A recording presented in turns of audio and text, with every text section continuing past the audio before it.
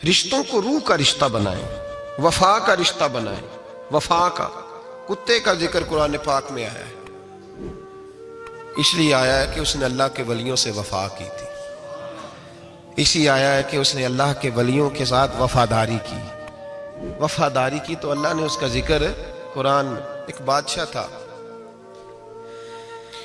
بادشاہ جو ہوتے تھے ان کے اپنے اپنے مزاج ہوتے تھے۔ اس بادشاہ نے 4 5 6 کتے رکھے ہوئے تھے، اور کتے بڑے بڑے کتے تھے، اور بڑے وہ خون خار کتے تھے، چیر پھاڑ کھا جاتے تھے، شیر جتنے ان کے قد تھے۔ بادشاہ تھوڑا سا کسی آدمی سے ناراض ہوتا نا تو ایک بہت بڑے پنجرے کے اندر ایک بہت بڑا سلاخوں کا گھر اس نے بنایا ہوا تھا، اس میں کتے ہوتے تھے، اور کتے کو جب باندھ کے رکھا جاتا ہے تو زیادہ زہریلا ہو جاتا ہے، وہ زیادہ اس کے اندر کرواہٹ آتی ہے، زیادہ کاٹتا ہے۔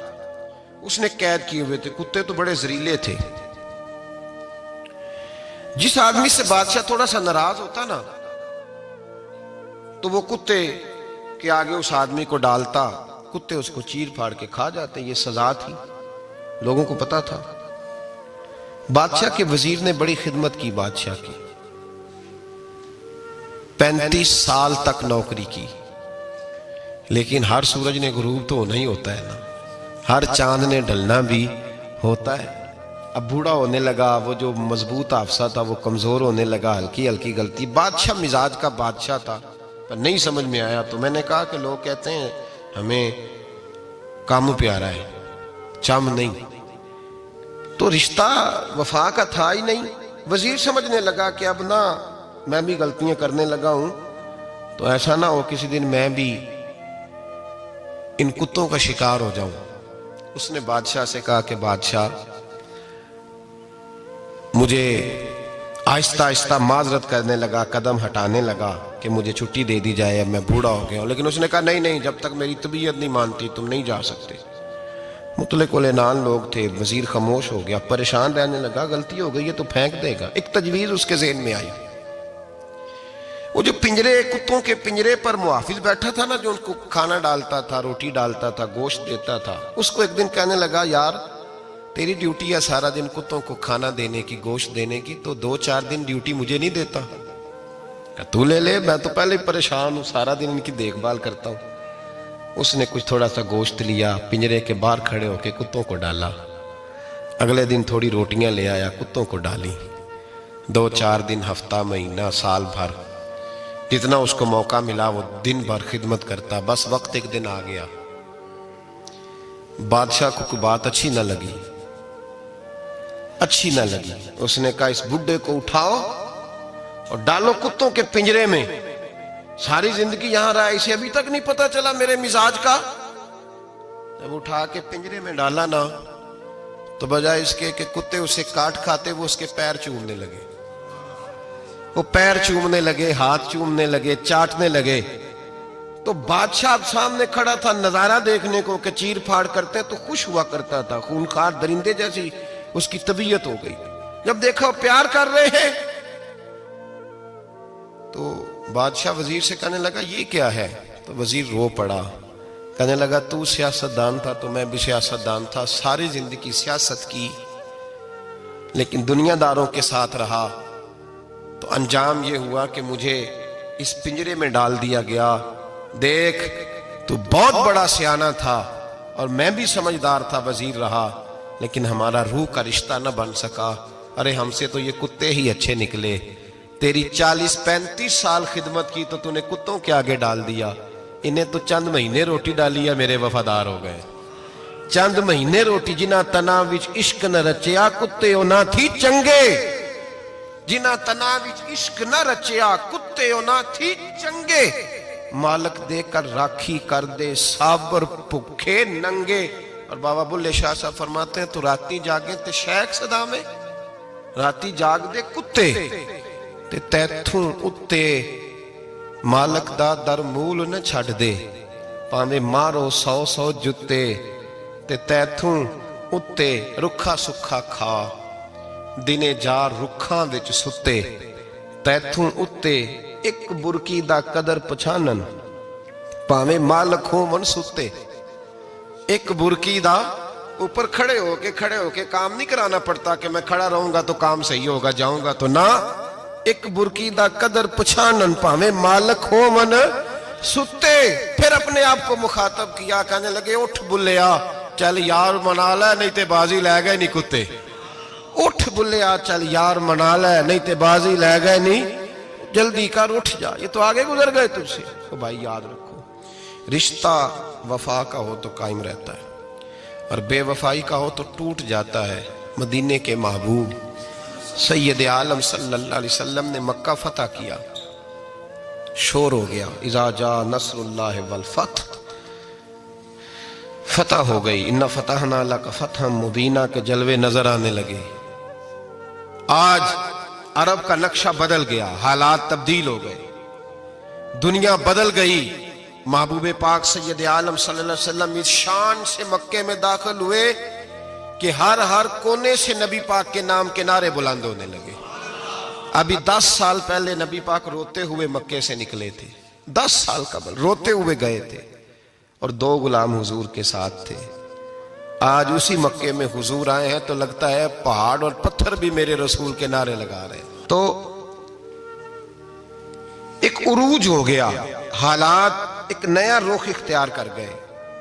اور مکہ مکرمہ کے اندر اللہ تبارک اب تو احاطہ بڑا ہو گیا ہے، مطاف بہت بڑا ہو گیا ہے. حرم شریف کی مسجد کو وسعت دے دی گئی ہے، لاکھوں لوگ آ سکتے. اس وقت جب 10,000 لوگ آئے نا تو سیرت نگار کہتے ہیں یوں لگا جیسے درختوں پہ بھی لوگ چڑھے ہوئے، پہاڑوں پہ بھی لوگ، اتنا مجمع تھا.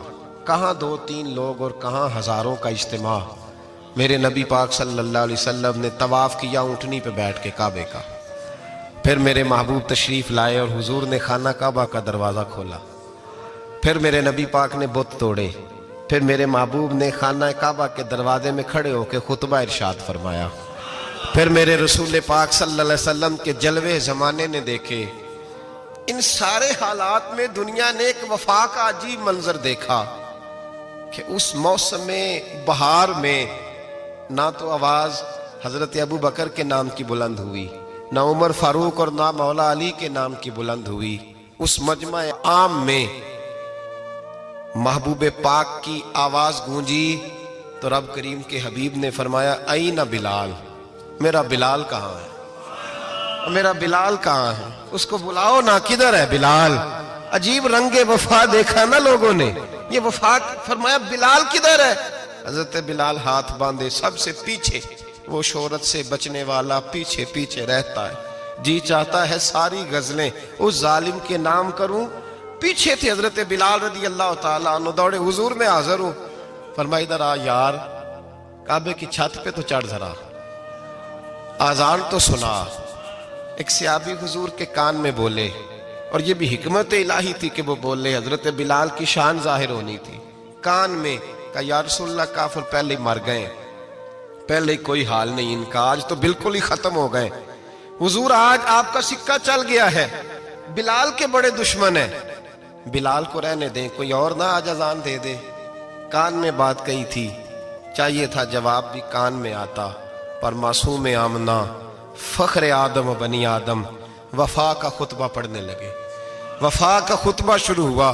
میرے حبیب علیہ السلام نے فرمایا، کان میں بات کی تھی، حضور کان میں جواب دیتے، لیکن حضور نے فرمایا چپ کر یار، تو نے عجیب بات چھیڑ دی ہے. جب مکے میں پتھر کھانے ہوں تو بلال، اور جب بدر میں تلواریں چمکے تو بلال، احد میں پتھر برسے تو بلال، اور گلے میں کس کے رسی باندھ کے سے مکے کی گلیوں میں گھسیٹا جائے تو بلال محمد محمد کہے. اور آج اللہ عزتیں دے تو کسی اور کو چڑھاؤں. فرمایا چپ کر کے سارے نیچے کھڑے رہو. آج کعبے کی چھت پہ بلال کھڑا ہوگا تو میں دنیا کو بتاؤں گا وفا کس چیز کا نام ہوا کرتا. بلال ہی چڑھے گا کعبے کی چھت پہ. کس نے ذروں کو اٹھایا اور صحرا کر دیا، یہ کس نے قطروں کو ملایا اور دریا کر دیا، اور کس کی حکمت نے یتیموں کو کیا در یتیم اور غلاموں کو دنیا بھر کا مولا کر دیا. بھائی یاد رکھو، رشتہ جو وفا کا ہوتا ہے نا، اس کا بڑا رنگ ہوتا ہے، اس کا بڑا انداز ہوتا ہے، اس کے بڑے طریقے ہوتے ہیں. اگر حضرت حلیمہ غربتوں کے عالم میں میرے مصطفیٰ کو لے کے گئی تھی نا، تو معصوم آمنہ نے بھی تو سبق بڑا نرالا دیا نا امت کو. حضرت حلیمہ جب لے کے گئی تھیں تو تب تو 3 لوگ تھے نا، کوئی دیکھنے والا نہیں تھا، 3-4 لوگوں میں لے کے گئی تھی۔ حلیمہ کہتی ہے جب میں نے رنگ دیکھا تو میں نے نرالا دیکھا ہے، مسجد بھری ہوئی تھی غلاموں سے، اور کریم رسول منبر پہ بیٹھے تھے، سادی سی بی بی جس کے لیے کبھی کوئی اٹھ کے کھڑا نہیں ہوا تھا، کوئی بھی، لباس بھی پرانا اور میلا تھا۔ کہتی ہیں جب میں نے مسجد میں قدم رکھا تو وہ والے نعرے لگے جو فرشتوں نے بھی دروازے کھول کھول کے دیکھے کہ کسی کے نعرے لگ رہے ہیں۔ اور جناب حلیمہ کہتی ہیں کسی نے ایسا کبھی استقبال نہ دیکھا ہوگا، حضور اٹھے گویا اللہ کی ساری رحمتیں اٹھ کے کھڑی ہو گئیں، اور پھر مصطفیٰ کریم نے بچھائی جب چادر، اور حضرت حلیمہ سعدیہ رضی اللہ تعالیٰ عنہ بیٹھی، اور حضور التحیات کی حالت میں سامنے بیٹھے، تو لوگوں کو پتا چلا جو وفا کا رشتہ ہوتا ہے اس کا رنگ ذرا نرالا ہوا کرتا ہے، اس کا انداز ذرا انوکھا ہوا کرتا ہے۔ بھائی رشتہ وفا کا، رشتہ خلوص کا، لالچ کا رشتہ اگر آپ نے کمپنی والے کی اس لیے دعوت کی ہے نا کہ وہ آپ کو مال صحیح دے گا، تو بھائی وہ بھی اس لیے آیا ہے کہ آپ اس کا مال زیادہ بیچیں گے۔ اگر آپ کسی رشتہ دار کے ساتھ اس لیے تعلق رکھتے ہیں نا کہ اس کے پاس پیسے زیادہ ہیں، تو وہ بھی اس لیے آپ کے ساتھ تعلق زیادہ رکھے گا کہ کبھی کبھی چلو گاڑی چلا لے گا، کبھی کبھی میرے کسی کام آ جائے گا۔ یہاں خلوص دیکھو، یہاں اگر آپ کے ہاں خلوص ہے تو پھر سامنے بھی آپ کو بڑا خلوص ملے گا۔ دنیا میں وفا ختم نہیں ہوئی، پر ہم نے وفا کا رشتہ ہی نہیں بنایا، ہم نے تعلق ہی نہیں بنایا، وفا کا تعلق ہی نہیں بنایا۔ میرے شیخ سے کسی نے پوچھا تو حضور آپ ہاتھوں میں ہاتھ لے کے بیعت کرتے ہیں؟ تو آپ فرمانے لگے وہ تو ادا ہے نا، وہ سنت ہے، لیے تو ہاتھوں میں ہاتھ ہی ہوتے ہیں، لیکن فرمایا جب کسی کو سامنے بٹھاتے ہیں تو اصل بات ہی ہوتی ہے کہ ہم دلوں میں دل لے کے بیعت کر رہے ہیں، ہم دلوں کو دلوں سے باندھ رہے ہیں، اور یہ وہ رشتہ ہے جو قبر کی دیوار کے اندر جا کے بھی دوبارہ کھلتا نہیں، یہ قائم ہی رہتا ہے۔ رشتے وفا کے پیدا کریں، خلوص کے پیدا کریں، للہیت کے پیدا کریں۔ میرے نبی پاک سید عالم صلی اللہ تعالی علیہ وسلم نے اس وفا کو آگے پھیلایا ہے۔ زندگی میں کبھی بھی کسی شخص کے ساتھ بھی تعلق لالچ کا نہ بنائیں، ورنہ آپ ٹوٹ کے بکھر جائیں گے، سامنے والے کا کچھ نہیں بگڑے گا، آپ ٹوٹ کے بکھریں گے، اور رزلٹ کی امید کبھی نہ رکھیں۔ وفا ہوتی دو طرفہ ہے پر کرنی یک طرفہ چاہیے، یاد رکھ لیں، وفا ہوتی دو طرفہ ہے، کرنی یک طرفہ چاہیے۔ جو کہتا ہے نا سامنے والا کرے گا تو میں کروں گا، وہ بھی کچا ہے، وہ کمزور ہے، وہ ابھی پکا نہیں ہوا۔ وفا کرنی یک طرفہ چاہیے، تو کر، سامنے والا نہیں کرتا تو نہ کرے، تو اپنی طرف دیکھنا، سامنے والے کو چھوڑ، وہ نہیں کرتا تو نہ کرے، اس کا اپنا۔ حضرت امام احمد بن حنبل رحمت اللہ تعالی علیہ، یہ وفا کے عنوان میں بڑی اہم بات ہے اگر آپ کو سمجھ آئے تو۔ امام احمد بن حنبل رحمت اللہ تعالی علیہ جھیل کے کنارے، ندی کے کنارے وضو کر رہے تھے، ایک بچھو ساتھ ساتھ چل رہا تھا، وہ چلتے چلتے پانی میں گر گیا۔ امام احمد بن حنبل نے ہاتھ رکھا، بچھو کو باہر نکالا، جب باہر نکالا تو اس نے ڈانگ مارا۔ جس کی طبیعت میں ڈانگ ہوگا تو وہ ڈانگ ہی مارے گا، اس کے پاس ہے ہی اور کوئی نہیں تو وہ کرے کیا، وہ مجبور ہے، اس نے ڈانگ مارا۔ امام صاحب نے باہر رکھا، بھیگا ہوا بچھو آپ نے دیکھا ہو جب ندی کنارے چلتا ہے تو پھر گر جاتا ہے، وہ پھر گرا تو امام صاحب نے پھر نکال کے باہر رکھا تو اس نے پھر ڈانگ مارا، پھر ساتھ ساتھ چلتے چلتے وہ گر گیا۔ کئی دفعے ایسے ہوا، کئی دفعہ امام صاحب نے نکالا، ایک شخص قریب کھڑا دیکھ رہا تھا، وہ کہنے لگا حضور بس کریں، آپ نکالتے ہیں وہ ڈانگ مارتا ہے، چھوڑ دیں۔ آپ فرمانے لگے اچھا بھائی بڑا تو عجیب مشورہ دے رہا ہے، وہ اپنی بری عادت پہ ڈٹ گیا ہے تو میں اچھی عادت ہی چھوڑ دوں؟ وہ بری نہیں چھوڑ رہا، ڈٹ گیا ہے، بار بار ڈانگ مارتا ہے تو میں اچھی چھوڑ دوں؟ آپ اپنی طرف دیکھیں گے، ہماری طرف سے کوئی کمی نہیں آنی چاہیے، سامنے والے جانے، اس کا کام جانے۔ وفا کا رشتہ مضبوط رکھیں، دوستی کا تعلق مضبوط۔ میاں صاحب نے کہا چنگی مندی سجنا کولو 100 واری ہو جاندی، کنی واری؟ پکی گل ہے نا جی، کنی واری؟ میاں صاحب نے کہا ہے 100 واری، ہم تو ایک واری بھی معافی دینے کو تیار نہیں۔ چنگی مندی سجنا کولو، ایسے نہیں آنے جانے والے سے نہیں، اس کے معاملے میں تو ہم خوددار ہیں نا، ہر ایک سے نہیں سنتے، وہاں تو ہم خوددار ہیں۔ سجنا کولو چنگی مندی سجنا کولو 100 واری ہو جاندی، یار یاراں دا گلہ نہیں کر دے اصل پریت جنہ دی۔ اور پھر یہ بھی کہتے ہیں ਪਾਣੀ ਭਰਨ ਸਹੇਲੀਆਂ ਰੰਗਾ ਰੰਗ ਕੜੇ, ਅਸੀਂ ਭਰਿਆ ਉਸ ਦਾ ਜਾਨੀਏ ਜਿਸ ਦਾ ਤੋੜ ਚੜੇ। ਭਰਿਆ ਉਸ ਦਾ ਜਾਨੀਏ ਜਿਸ ਦਾ, ਯਾਦ ਰੱਖ ਲੈ, ਭਰਿਆ ਉਸ ਦਾ ਜਾਨੀਏ ਜਿਸ ਦਾ। मज़ा तब भी है कि तो अबू बकर सिद्दीक का जनाजा रोज़ा रसूल पे रखा जाए तो मुस्तफ़ा करीम का दरवाज़ा खुद ब खुद खोल जाए और हुजूर फरमाए लाओ दोस्त को दोस्त के साथ मिला दो। पानी भरन सहेलियां ते रंगा रंग कड़े, भरिया उस दा जानिए जिस दा तोड़। रिश्तों को साबित न करें, रिश्तों से वफा करें। साबित न करें मेरा बड़ा रिश्ता है, आप पता चलना चाहिए कितना रिश्ता है। जो लोग काबिल एहतराम होते हैं, काबिल इकराम होते हैं, उनकी हर चीज़ ही काबिल एहतराम होती है।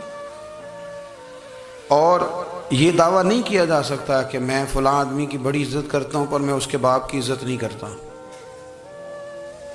मैं अपने उस्ताद का बड़ा एहतराम करता हूँ, मेरा उस्ताद है ना, उसके अब्बा जी तो मेरे उस्ताद नहीं ना।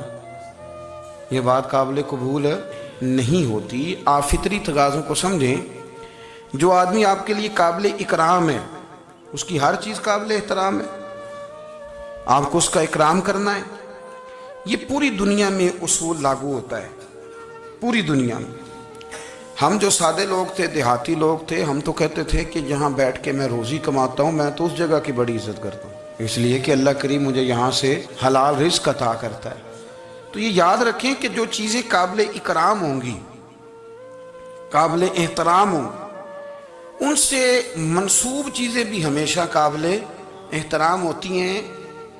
लिबास सारा ही कारखाने में बनता है, लेकिन जो कदर एहराम की चादरों की होती है ना, वो बाकी लिबास की कदर नहीं होती। और ये भी मुमकिन है कि एहराम की चादरें सस्ती हों और बाकी लिबास महंगा हो, लेकिन ये तो निस्बत है ना कि ये हरम शरीफ पहन के जानी है।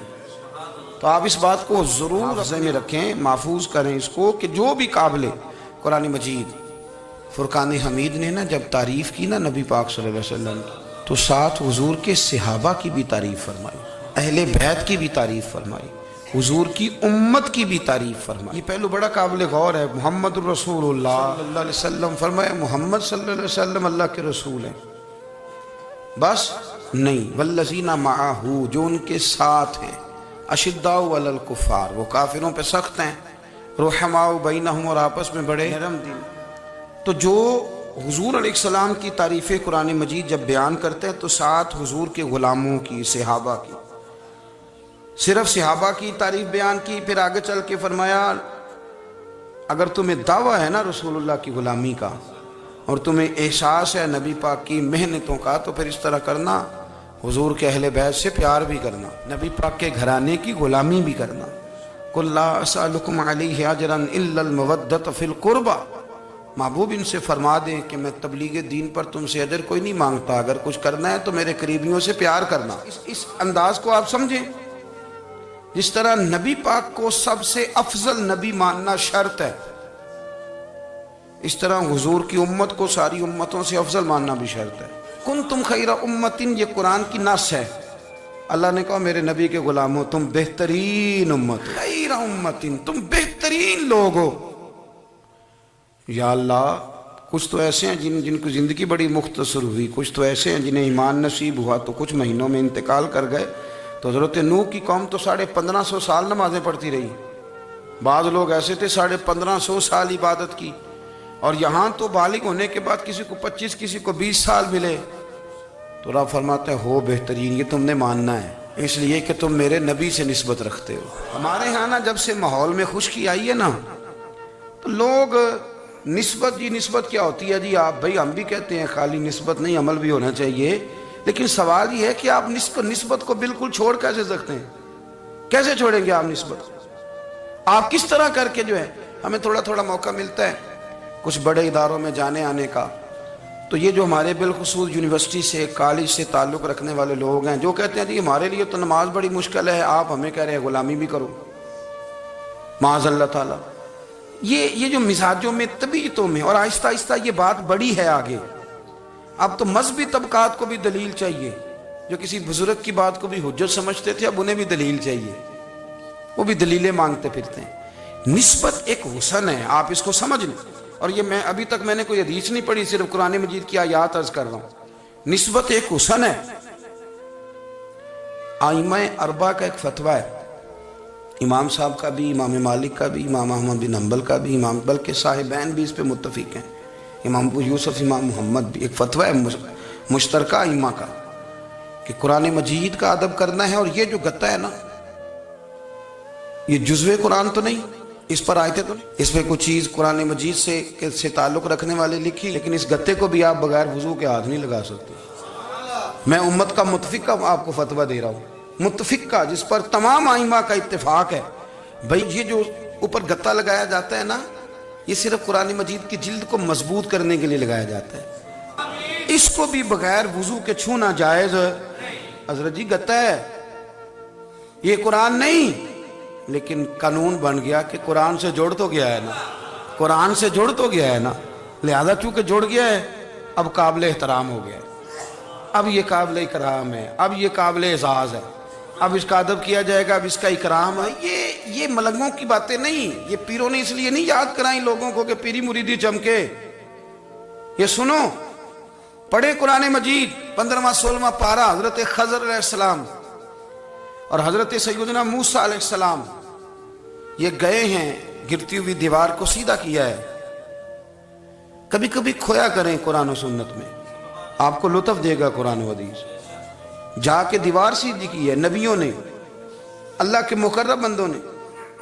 تو حضرت خضر پوچھتے ہیں، یہ خضر بھی لفظ ہے اور خضر بھی ہے، تو جا کے پوچھتے ہیں کہ جناب یہ آپ نے دیوار سیدھی کر دی، اور بندے اتنے خشک تھے کہ پانی تک نہیں پوچھا، بیٹھنے کو چارپائی نہیں دی، نبیوں نے دیوار سیدھی کی، مستریوں مزدوروں کی طرح کام کیا، دیوار سیدھی کی تو کہا کس کی دیوار تھی، کیوں سیدھی کی، کہا 2 یتیم بچوں کی تھی، اگر گر جاتی تو خزانہ ظاہر ہو جاتا۔ کام نبی کر رہے ہیں، اور یہ نہیں کہہ رہے کہ یہ دیوار نبیوں کی اولاد کی ہے، یہ لفظ نہیں ہے نسختی۔ وَقَانَ أَبُوهُمَا صَالِحًا، فرمایا اس لیے سیدھی کر رہے ہیں کہ ان کا ابا صالح آدمی تھا، ان کا والد نیک آدمی تھا، ان کا والد۔